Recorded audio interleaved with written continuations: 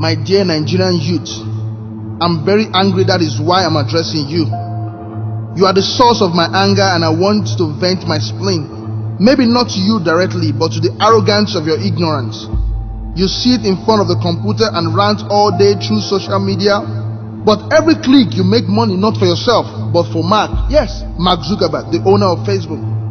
With every megabyte of data you spend complaining and maglaning, you make stupendous bulk of money for telecommunication companies.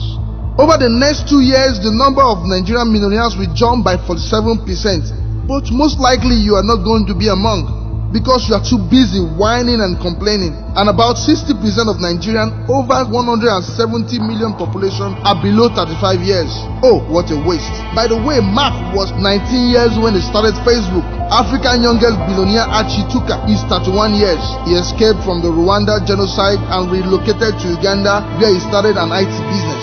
Collins Tuto, who made his millions by fixing bad computer and set up dual need, is 35 years. Adams Horiwat, an 18-years-old entrepreneur, started tattoo website in 3 years before he became successful. The only one thing you have ever started is an online petition. Have you heard of Jackson Njoku? He is 33 years and the founder of Iroko TV. He received about $8 million investment into his company just a few years ago. What he does was sharing the same Nollywood film that you spend hours watching online. He did not just hang around waiting for Buhari to make something happen or blaming Jonathan for not making anything happen. Kaman Buahati was deported from Kenya, but while on flight, he thought of the opportunities in Kenya and he found his way back after 6 months, and today his company is valued at $30 million.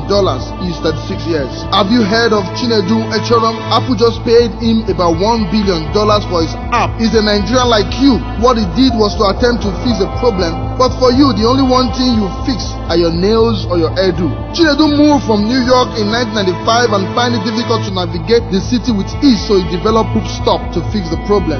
Stop listing your problem, we know them already, but what are you doing about them? Oh, Awolowo was 37, Akintola was 36, Amadu Bello was 36, Tafawa Balewa was 34, Okotie Eba was 27, Enaoro was 27 as at the time independence of Nigeria. Check your age, how old are you? In 1966, the first group was led by Kaduna Uziogu, he was 29 years, and stopped by Muritola Muhammad, 28 years. T.Y. Danjuma was 28 years, IBB was 25 years, Sani Abacha was 23 years, Shehu Yar'Adua was 23 years. He brought in Yakubu Gowon as the head of state at 32 years, and Olusegun Obasanjo was 29 years. Many of you are in their 40 yet still sag their trouser. Of course, you all know Linda Keji. You spend hours, hundreds of hours on a blog laughing and commenting while she smiles wave to her bank. She just built a fantastic house for her father in the village just by you clicking on her gossip and sharing. Your day is not complete without a store by her blog. She was broke as you are, but she turned her hobby into a business. Are you void of understanding? You think those politicians have any regard for you? That is why I refer to the arrogance of your ignorance at the beginning of this diatribe. You have a false estimation of yourself. You have an overbloated ego. You are only good as an election ticket, pure and simple.